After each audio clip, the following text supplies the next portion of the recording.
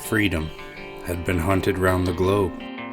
Reason was considered as rebellion, and the slavery of fear had made men afraid to think. But such is the irresistible nature of truth, that all it asks and all it wants is the liberty of appearing. Who do you want to be? I mean, the answer actually isn't even important. It's the idea that we even have the right to ask the question, who do we want to be?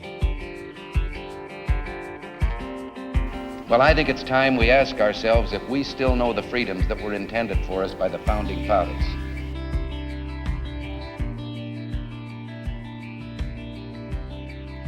Perhaps the sentiments contained in the following pages are not yet sufficiently fashionable to procure them general favor. A long habit of not thinking anything wrong gives it a superficial appearance of being right, and raises at first a formidable outcry in defense of custom, but the tumult soon subsides. Time makes more converts than reason. The cause of America is in great measure the cause of all of mankind. Many circumstances hath and will arise which are not local, but universal, and through which the principles of all lovers of mankind are affected, and in the event of which their affections are interested.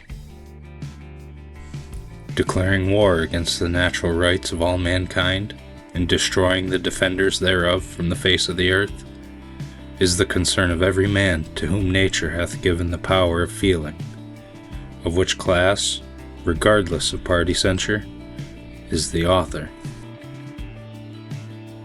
But some writers have so confounded society with government as to leave little or no distinction between them, whereas they are not only different, but have different origins.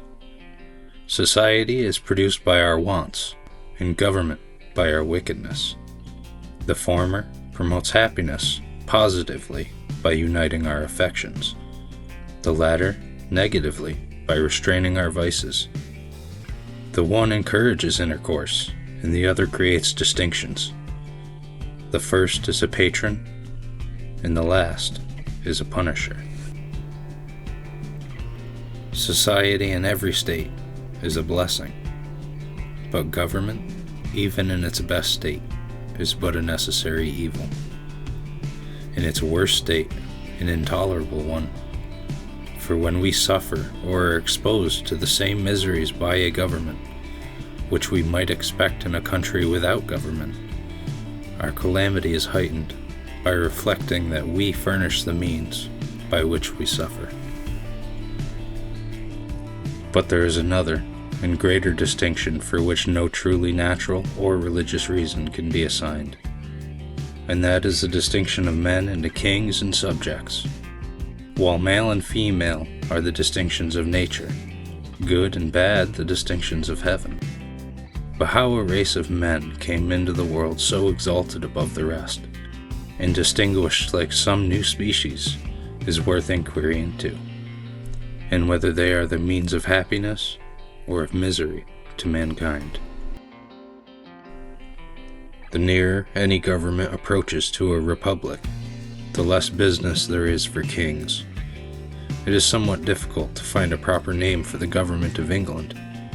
Sir William Meredith calls it a republic, but in its present state it is unworthy of the name, because the corrupt influences of the crown, by having all the places in its disposal, hath so effectually swallowed up the power of England.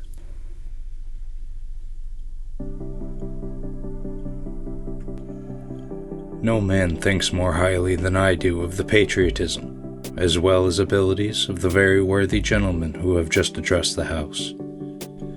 But different men often see the same subject in different lights, and therefore I hope it will not be thought disrespectful to those gentlemen if, as entertaining as my opinions are, in a character very opposite to theirs, I shall speak forth my sentiment freely and without reserve.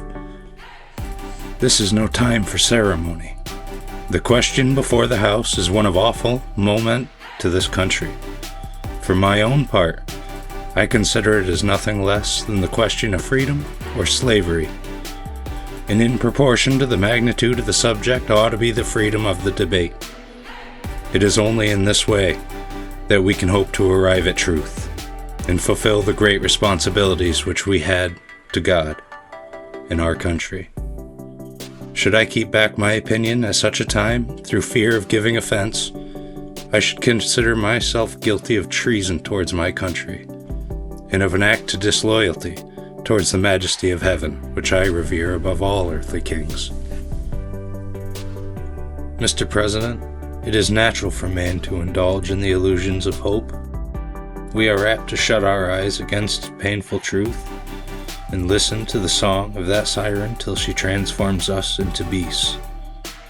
Is this the part of wise men engaged in a great and arduous struggle for liberty? Are we disposed to the number of those people who, having eyes, see not, and having ears, hear not?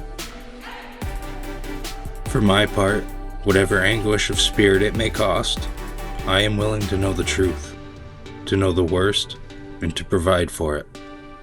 I have but one lamp by which my feet are guided, and that is the lamp of experience. I know of no way of judging the future, but by the past. What is it that gentlemen wish? What would they have? Is life so dear, or peace so sweet, as to be purchased at the price of chains and slavery? I know not what course others may take, but as for me, give me liberty, or give me death. Government is not reason, it is not eloquence, it is force. And like fire, it is a troublesome servant and a fearful master. Never for a moment should it be left to irresponsible action.